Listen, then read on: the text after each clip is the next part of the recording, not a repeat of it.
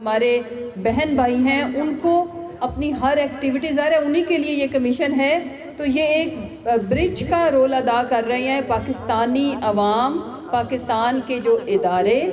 اور ان کو بہتر سروسز دینے کے لیے ان کے جو لنکس ہیں جتنے ہمارے پاکستانی اور اسپیشلی پی ٹی آئی کی جو امپاورڈ ایک گروپ ہے جو کسی نہ کسی طرح گورنمنٹ کے اندر ہیں، M P As, M N As, ministers, ان کے ساتھ یہ ان کی جو کوارڈینیشن ان کے تھرو ہوتی ہے وہ بہت زبردست ہے۔ آگے چونکہ یہ جو ٹائم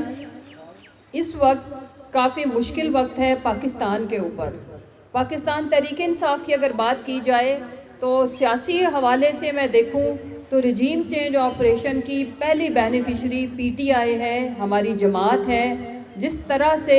کسی کو کوئی شک شبہ تھا، کسی کو کوئی وہم تھا، کوئی گمان تھا، تو یہ جو تجربہ کار ٹولہ ہے اس نے ہمارے سارے وہم ختم کر دیے ہیں، کیونکہ پاکستان تحریک انصاف وہ واحد جماعت ہے اور ہماری خوش قسمتی ہے کہ ہمارے جو لیڈر ہیں وہ پاکستان کے علاوہ کسی کا نہیں سوچتے۔ پاکستان تحریک انصاف واحد جماعت ہے جو صرف اور صرف پاکستان کی بہتری کے لیے اور بہتری کے لیے کبھی یہاں پہ تو کوئی چھوٹی سی کرسی چیئرمین کی نہیں چھوڑتا، کاؤنسلر نہیں چھوڑتا، تو دو حکومتوں کو سیکریفائز کرنا کوئی معمولی بات نہیں ہے۔ اس کے پیچھے مقصد کیا ہے کہ پاکستان کو یہ جو سچویشن دلدل میں ڈال دیا گیا ہے اس سے نکالا جائے۔ پاکستان کی سٹیبلٹی ہو ہی نہیں سکتی جب تک یہاں پہ پولیٹیکل سٹیبلٹی نہ لائی جائے۔ اتنا بڑا رسک اور وہ ایک ہی لیڈر لے سکتا ہے جو قوم کا سوچتا ہے، اور خان صاحب نے یہ رسک لیا ہوا ہے، ابھی تک قائم ہے اس کے اوپر، although ان کو بہت زیادہ رکاوٹوں کا سامنا ہے، لیکن انشاءاللہ ہم پاکستان کو بچانے کے لیے ہمیں جو قربانیاں دینی پڑی ہم کریں گے۔ خان صاحب نے تو اپنی جان کی بھی پرواہ نہیں کی۔ یہ والا جو ٹائم ہے اس میں جو ہماری ایکسپیکٹیشن ہے، عوام تو یقین مانے ہمارے جو ورکرز اور ہم تو چونکہ سیاست سے وابستہ ہیں، ہمارے سے کہیں زیادہ آگے عوام کھڑی ہے، کہیں زیادہ آگے وہ نہ صرف انیشیٹو لے رہی ہے۔ آپ یاد کریں جب 9 اپریل کو یہ گھناؤنا کھیل کھیلا گیا رجیم چینج آپریشن کی صورت میں، تو اگلے ہی دن عوام بغیر کسی کال کے نکلی۔ ابھی ہمیں زیادہ آرگنائزڈ ہو کے، زیادہ منظم طریقے سے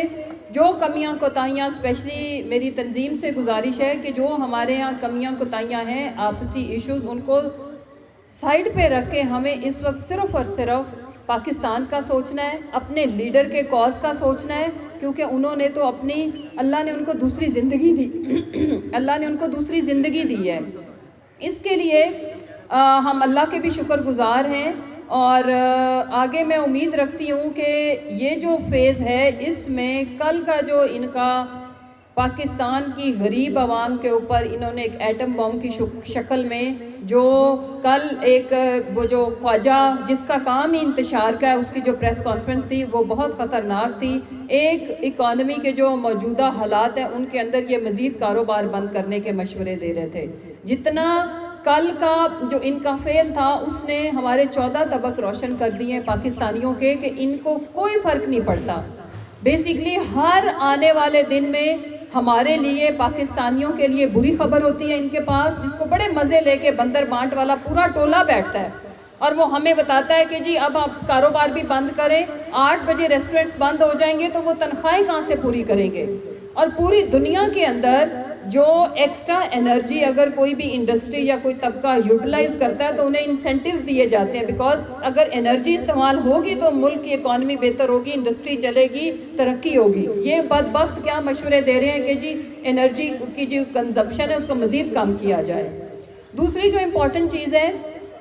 اچھی بات، ہر برے وقت کی ایک اچھی بات بھی ہوتی ہے، اور اس برے بدترین دور کی اچھی بات یہ ہے کہ یہ ٹولہ ایکسپوز ہو چکا ہے، پاکستان کو دیوالیہ کرتے ہیں، اور 78 رکنی کیبنٹ، اور کیبنٹ اس وقت تک کوئی 12 ارب روپے خرچ کر چکی ہے اپنے فن اور تفریح کے اوپر، اور کہنے کو فارن منسٹر، لیکن سیر و تفریح پہ تقریباً 2 ارب روپے غریب عوام کے ٹیکس کا پیسہ کھا چکا ہے۔ اور پھر سیلاب زدگان کی مدد میں ملنے والا پیسہ बोरियां भर भर के वो जवारी, जिसको खिलाड़ी कहा जाता है, जिसको सब पे भारी कहा जाता है, आज के टाइम तक तो वो पीपल्स पार्टी पे और सिंध की आवाम के ऊपर भारी साबित हुआ है। और वो आके क्या करता है जी, मंडी लगाता है हमारे पंजाब के अंदर और पंजाब के एमपीएस को खरीदने की कोशिश करता है। तो हमारी दो बहनें, हमारी बल्कि माएँ बाज़मीर, उन्होंने ज़मान पार्क में अपने लीडर के सामने भी और फिर हमने उनकी प्रेस कॉन्फ्रेंस भी कराई, ये बताया आवाम को कि ये हमें कितने कितने करोड़ ऑफर कर रहे हैं और हमें किस तरह से हरास कर रहे हैं। तो इनको मैं बताती चलूँ, तुम लोगों की किस्मत में है बिकना लिखना, मुल्क को बेचना लिखना लिखा हुआ है। बाकी लोग बिकाऊ माल नहीं है आपकी तरह। ये वक्त मुश्किल ज़रूर है, ये टलेगा इंशाल्लाह और हम सारे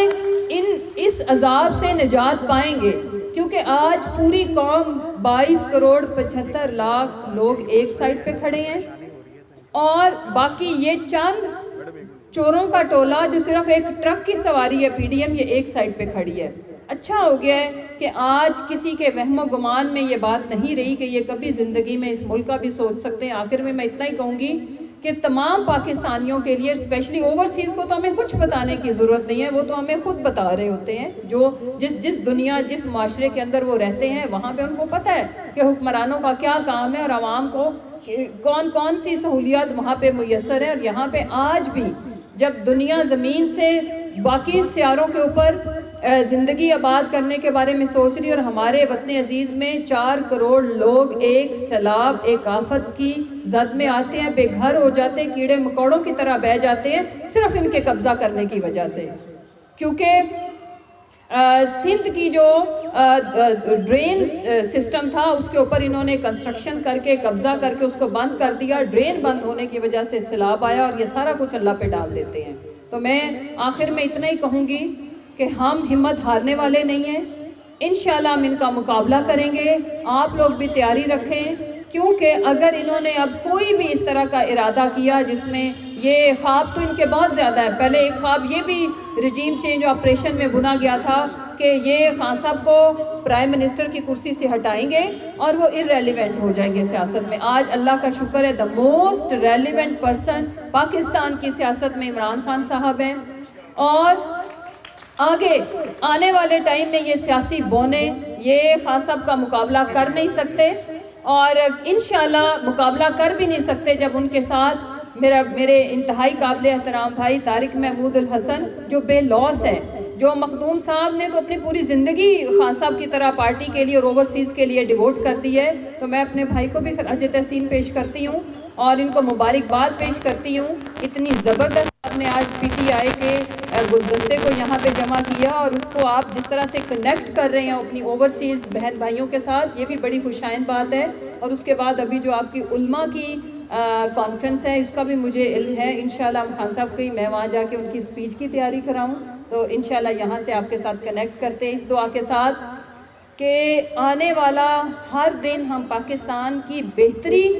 लाने के लिए हम अपना रोल अदा करें और अपने लीडर की प्रोटेक्शन करें और उनकी शील्ड बने, क्योंकि ये उनको डिस्करेज करने के लिए उनकी फैमिली को और उनके ऊपर, एक तो उनकी जान के ऊपर इन्होंने हमला किया, अब हर वक्त उनकी किरदार कुशी करने की नाकाम कोशिशें करते हैं। तो हम उनकी बहुत बड़ी फोर्स है। 22 करोड़ जब रीबटल देती है तो इनको भी अच्छी तरह से इनके पसीने छूटते हैं। इंशाल्लाह ऑडियो वीडियो का भी मुकाबला करेंगे और इन अंदरूनी बैरूनी दुश्मनों दोनों का मुकाबला करेंगे। जब आपकी ताकत और आपकी ताकत खान साहब के साथ है, अल्लाह की मदद तो है ही, मखलूक की मदद के साथ हम इन तमाम कुव्वतों को शिकस्त देंगे और इंशाल्लाह जीतेगा पाकिस्तान, जीतेगा इमरान खान। बहुत शुक्रिया।